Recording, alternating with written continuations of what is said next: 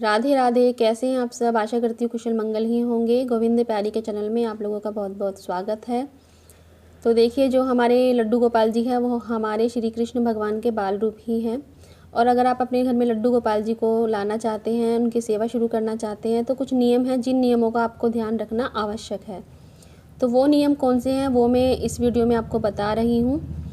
तो पहला नियम है कि आपको प्रतिदिन अपने लड्डू गोपाल जी का स्नान मौसम के अनुसार करवाना है। यानी कि अगर सर्दी है तो आपको गर्म पानी से अपने लड्डू गोपाल जी का स्नान करवाना है, और अगर गर्मी है तो उन्हें थोड़े ठंडे पानी से स्नान करवाना है। दूसरा नियम है कि स्नान के बाद आपको अपने लड्डू गोपाल जी का श्रृंगार करना है, जिसमें आपको उन्हें पहले वस्त्र पहनाने हैं, फिर बांसुरी रखनी है, मुकुट धारण करवाना है, माला पहनानी है। इस तरह आपको लड्डू गोपाल जी का प्रतिदिन श्रृंगार भी करना है। उसके बाद बारी आती है भोग लगाने की। तो आपको प्रतिदिन लड्डू गोपाल जी को भोग लगाना है। तो भोग के लिए आप दूध मिश्री, माखन मिश्री, मिठाई का, फल का, मेवे का भोग लगा सकते हैं। अगर आप अपने लड्डू गोपाल जी को भोजन का भोग लगाने चाहते हैं तो आपको एक चीज़ का ध्यान रखना है कि जो भोजन होगा वो सात्विक ही होगा। अगर आपके घर में प्याज लहसुन का भोजन बनता है तो आपको उसका भोग नहीं लगाना है। भोग अगर आपको लड्डू गोपाल जी के लिए भोजन का ही लगाना है तो उसमें ध्यान रखें कि प्याज लहसुन का प्रयोग नहीं होना चाहिए। इसके लिए आप थोड़ा सा अलग से अपने लड्डू गोपाल जी के लिए ऐसा भोजन तैयार कर सकते हैं जिसमें कि लहसुन प्याज का प्रयोग ना हो। देखिए, वैसे तो हमारे लड्डू गोपाल जी हैं, उन्हें हमसे एक ही चीज़ चाहिए, वो है हमारा प्यार, हमारा दुलार। लेकिन जो कुछ आवश्यक नियम है वही मैं आपको बता रही हूँ। तो जो अगला आवश्यक नियम है वो है कि जो हमारे लड्डू गोपाल जी हैं, जो हमारे कान्हा जी हैं, वो तुलसी दल के बिना भोजन ग्रहण नहीं करते हैं। तो तुलसी दल आपको आवश्यक रखना है प्रत्येक भोग में। तो कई बार देखो ऐसा होता है कि तुलसी का जो पौधा होता है वो सर्दियों में तो सूख ही जाता है, और कई बार ऐसा भी होता है कि हम तुलसी दल तोड़ना भूल जाते हैं। तो इसके लिए आप एक काम कर सकते हैं, एक छोटी सी तुलसी माला आप लेकर रख लीजिए। जब कभी भी आपके पास तुलसी दल अवेलेबल ना हो तो आप उस तुलसी माला से भोगों को स्पर्श करके अपने लड्डू गोपाल जी को भोग लगा सकते हैं।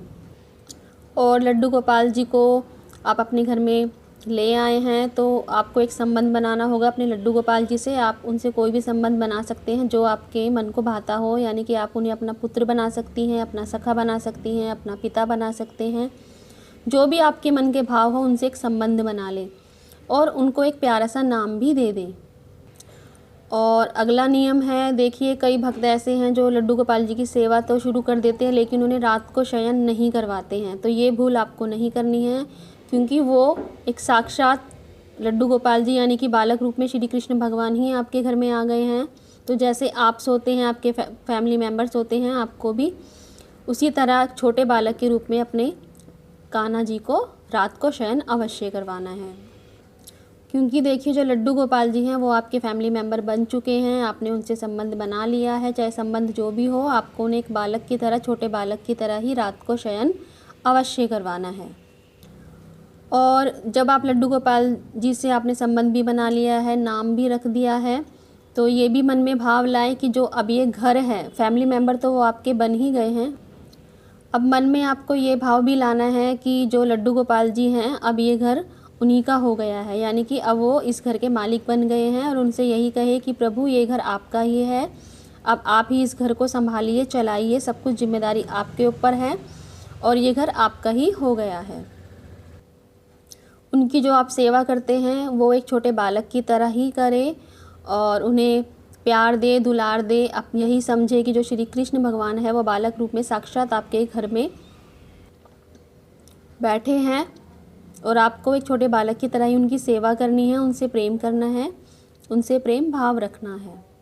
तो ये ध्यान रखना कि आपको सुबह जब लड्डू गोपाल जी को उठाना है तो पर्दा हटाने से पहले ताली बजाइए ताकि उनकी आँख खुल जाए। उसके बाद ही उन्हें फिर आप एक छोटे बालक की तरह प्यार से उठाइए।